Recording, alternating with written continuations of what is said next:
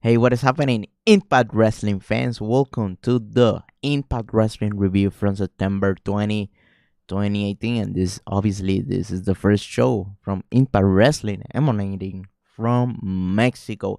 So, obviously, you know what was in store. We got the first match of the night being a luchador match. We got Aerostar, Hijo del Vikingo, and the returning Laredo Kid versus OBE, Ohio versus everything. Obviously, you knew who was gonna win, but the process was fun and sure it was. There was a time when Laredo Star got into the second rope and Aerial Star got on top of his shoulder and did a plancha to OBE. Then Laredo Kid did a back flip on the crew. Then after that, Hijo del Vikingo did a shooting star press from the third rope to the outside. Then there was a very cool looking spot during the ending of the match where OB hit a triple tombstone pile driver, and then they did like a modified ace cutter from the J Chris jump from the shoulders of Sami Callahan, and that was hit. The winners were none other than OBE. Solid match, solid opening to get those muscles moving, get that flow going. Then after that, we are greeted with a little bit more into the saga between Chris Swann and Matt Sydal. So Matt Sydal said to Rich Swann, "Hey, you were expecting us to have a singles match, but I changed the numbers and the figures, and now we're gonna be doing a tag team match next week here on Mexico." Next, we got Mrs. Tessa Blanchard meeting with some of the stars from AAA and Lucha Underground, trying to mark her territory since she have the Knockouts title, and then she face off with Faby Apache, and there's gonna be a little bit more stuff during this episode. So wait for me to get there. One of the things that I don't usually talk about is Don Callis. I don't like Don Callis at all. I found him like a baby boomer trying to be cool with the kids, right? I'm not a big fan, but one thing is for sure, he have made Josh Matthews seems a way better when it comes down to commentary. So he have made Josh Matthews improve. But I have to point this out. This is the first time that Don Callis actually made me laugh when he was wearing the Coda type of, headgear on top of his, earphones for the commentary. So I was actually laughing out loud. And by the way, how many of you ended up ordering that? I tried to order that, but they don't ship to Puerto Rico. So I say fuck it. But if you are interested in that, go ahead and go to that website like coda.com. There's gonna be a big banner that says, Bound for Glory, order your headgear over here, and you will get it like only you will have to pay like the shipping that is like $10. You're not gonna find something along those lines or a beanie for $10 unless you're buying from which that is something that I actually don't recommend. But that is besides the point. We got Eli Drake doing an open challenge in Mexico, but we got answering that challenge Trevor Lee. Obviously, what was gonna be the ending of all of this.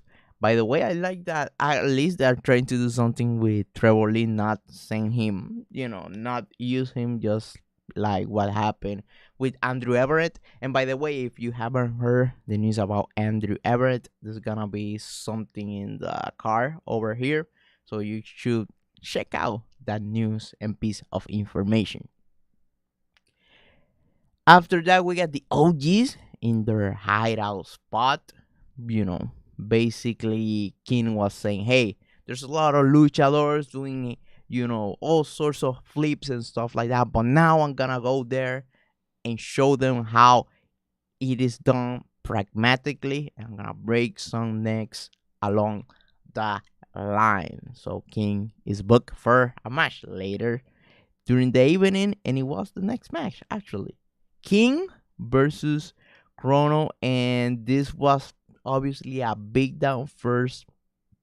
The OGs ended up attacking the guy, from behind, and then King did the awesome kind of twisting backhanded fist shot, whatever it's called that, and that is like his new knockout, knockout gimmick. So far, it's good. They're pushing the envelope with their feud with Conan and LAX. And next week, make sure to watch next week. I'm not gonna spoil anything, but make sure to watch it. There, they take it to a whole another level.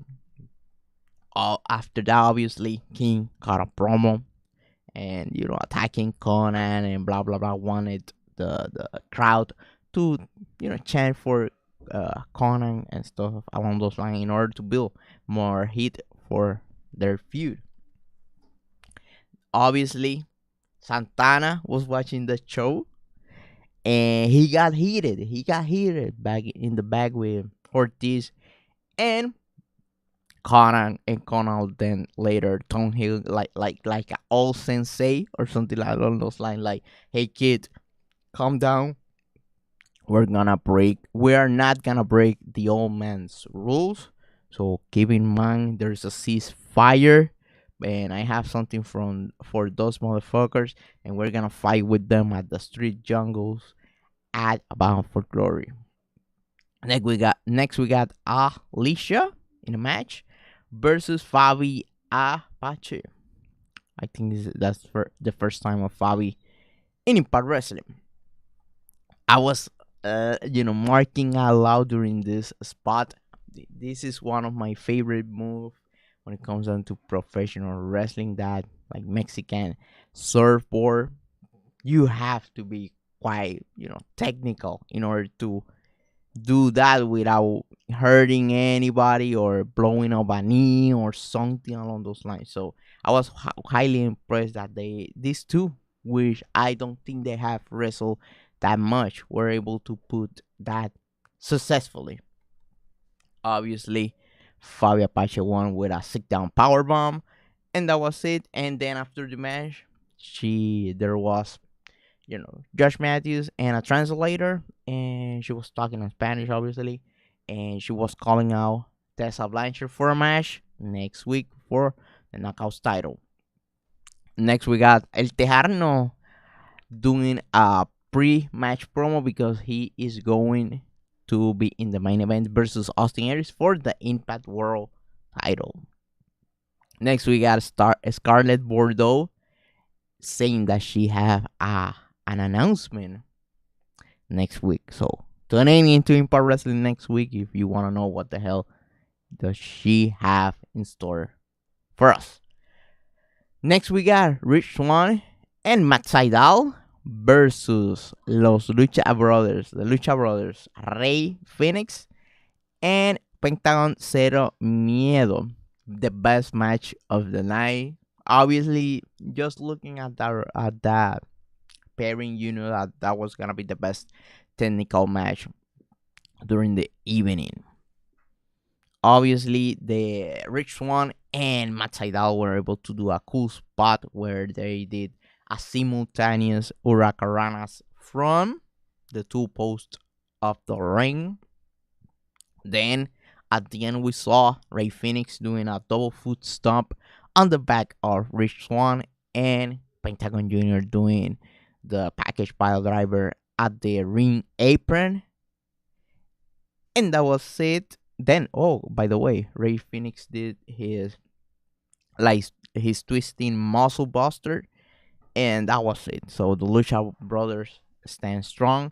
Then after that, OBE, since they are in a feud, ended up, overpowering them in numbers. So obviously they were gonna take advantage of that 3 versus 2, and then Mr. Brian Cage show up for to even the score, and OBE decided to run away and give the Lucha Brothers and Brian Cage the thumbs up, thumbs down. Obviously saying, "Hey, your time is gonna come."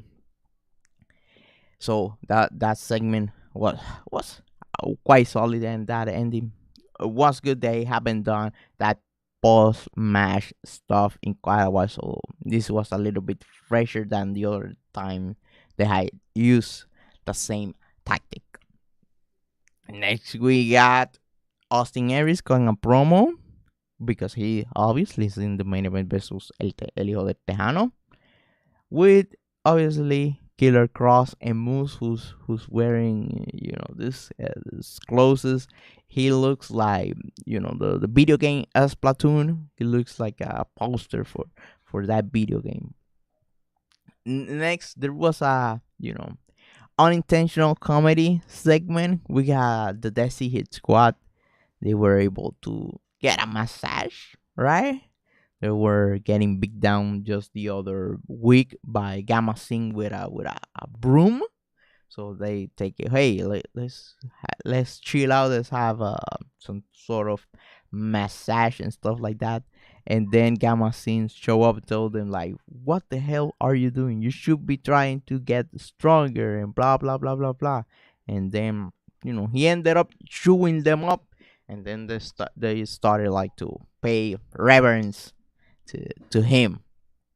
Cool segment, something different. Haven't seen that in pro wrestling in quite a while, and I think this group, this gimmick, they could do a lot of stuff because obviously in the Indian culture is something that is interesting not only to them as obviously as their own culture, but also to us, the outsider, the Western world.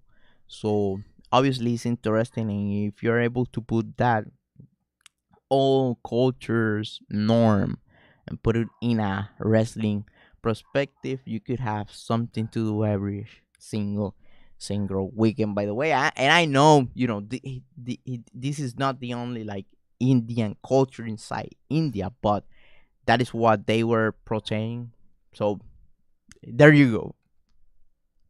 Next, we got Joe Hendricks doing another like video package and stuff. Like he was best friends with Grado. They were basically saying like my friends over you, like Newfound Glory, like the pop version of that song. Next, the Impact Wrestling show up like a video package of the feuds between Tessa Blanchard, Ali, and Su Young. And it was announced Faby Apache versus Tessa Blanchard for the Knockouts title next week. LAX versus the DC His Squad. Then Brian Cage versus Jay Crest. And Su Young and the Maiden Bride of Honor versus Kiera Hogan and Ali. And obviously, it was announced that Abyss, the Master Abyss, was going into Hall of Fame. If you want to hear more in-depth thoughts about that, there's going to be a link over there, like in the cards. Go ahead and watch that after you finish watching this Impact Wrestling review. And then it's main event time. We got El Hijo de Tejano, Tejano Jr. versus Austin Aries with Moose and Killer Cross. That was kind of a weird type of match. Usually Tejano works as a heel here in Mexico and here in Puerto Rico if he ever comes, right? Then obviously he was gonna do some shenanigans. So it was a heel versus heel type of match, trying to outdone themselves. There was a time where Texano hit him with the bull rope, but that was not enough. Austin Aries actually was able to pick him up for a very good looking brain buster, and that was it for El Hijo del Tejano. Then after that match, Johnny Impact show up at the Owl Throne, talking to Austin Aries, butching that match that they're gonna be having happen at Bound for Glory. And obviously Austin Aries was, hey, I don't buy into this. Hey Moose, hey Killer Cross, go to the crowd because I know this little rat is hiding over there. He wants to, outsmart me. So I'm gonna outsmart him, right? But that was not a good strategy. Johnny Impact was on location, but he was just only in the back. He was not hiding in the woods or hiding in the roof like Sting or anything like that. He was just at the back, and he took advantage of that, and finally got his hands on Austin Aries after Austin Aries, Killer Cross, and Moose beat him up with the chair at his neck. And then, out of nowhere, this is the lunatic, right?